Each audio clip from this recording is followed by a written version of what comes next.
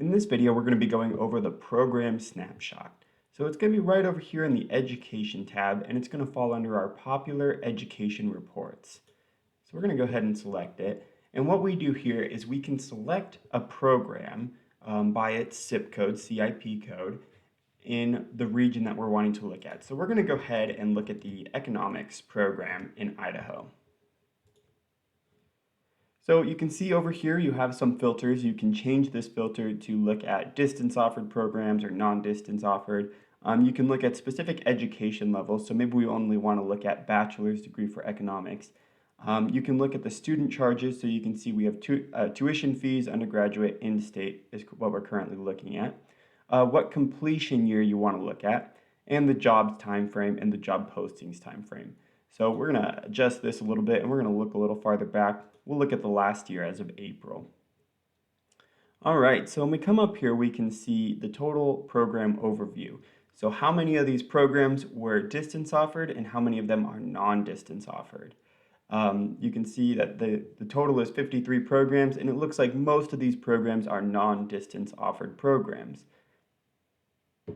When we come down here, we can see the completions by institution. So we can see which universities or colleges in Idaho are offering this program. And it looks like most of these completions are coming either from Boise State University or BYU of Idaho. And we can see the growth year over year. It looks like Boise State has grown quite a bit, as well as Brigham Young University has grown quite a bit. And what their market share is their market share of the graduates is, and what the tuition and fees look like for these different universities and colleges. We can see down here what the regional trends are. So we can see for non-distance offered programs, what that looks like. All programs, so we can see the total of all programs over the past. You'll notice that the distance offered and non-distance offered didn't really break out until 2012. That was when they started recording the difference between distance offered and non-distance offered programs. Regional completions by award level, we can see it looks like most of the people that are graduating in economics have a bachelor's degree. There are some with an associate's and a couple that got their graduate degree here, or a master's degree. We can see similar programs. What are some programs that are related to economics? So you have marketing and marketing management. You also have the economics general, which is not the same as the economics degree, but it does fall under the same category. And you have the business and managerial economics. We can also look at the job postings versus hires. So what do the job postings and hires look like for people that graduate with economics? So it looks like on average there are about 291 postings and 131 monthly hires.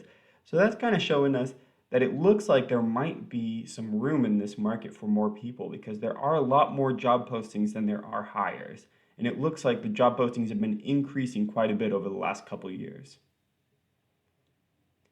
The occupation, so what position are these people actually posting for? And so it looks like usually they're posting for market research analysts and marketing specialists, but they're also looking for economists or survey researchers. The job posting overview. So here we're looking at the total postings that were posted for the people with this degree. Again, we set that time frame right up here on the left side. So we're looking from April 2019 to April 2020 in these job postings. And we can see the posting intensity. So how many job postings are they posting? How many of the same job posting are they posting in different places? And what is the median posting duration? So it looks like the median posting duration is 34 days. So on average, a posting is posted for 34 days before it's removed. The one thing about this is we can't actually tell you whether or not that position was hired for, and that's why they removed it, or maybe they just decided to remove the posting. We don't really know that. We can just tell you that on average, the posting is up for 34 days. We can see the target occupations here. Again, we were looking at this data above, but what occupations are these people normally going into, and how much are they being posted for? And we can also see the median earnings here and how has this occupation been growing over the last 5 years. We can see the top companies posting. So what companies are actually posting these positions? So we know that these are the main occupations that are being posted for, but what companies are posting them? So we can see Oracle and Micron are the two biggest ones here. And they have about 54 and 53 unique postings over the last year. Top posted job titles. So here are the actual job titles that they're posting for. Above we were looking at the SOC codes, so the actual occupation codes, but here we can see what job titles are they actually posting for. And so it looks like usually they're posting for research analysts or marketing managers. In-demand skills. So here we are able to look at what skills are actually being posted for people that graduate in economics and how often do they have them in their profiles.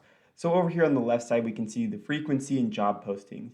So market research, digital marketing, SQL, these are different skills that are being posted for by these companies. Over here on the right, this is how often these graduates have these skills in their degree. And so it looks like it matches up pretty well. Analytics is a little bit low, so not as many people have this posted as a skill as companies are requesting. But on marketing strategies, more people have that posted as a skill than are being requested for in these job postings. If we come down here, we can also look at the top common skills. So how often are these soft skills or common skills showing up in job postings versus the resumes?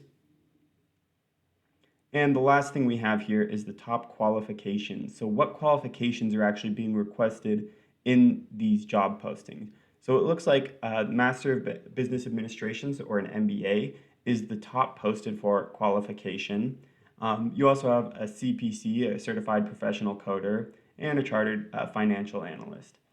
So that's the program snapshot. If you ever have any questions for us, feel free to reach out. We are always happy to help answer questions.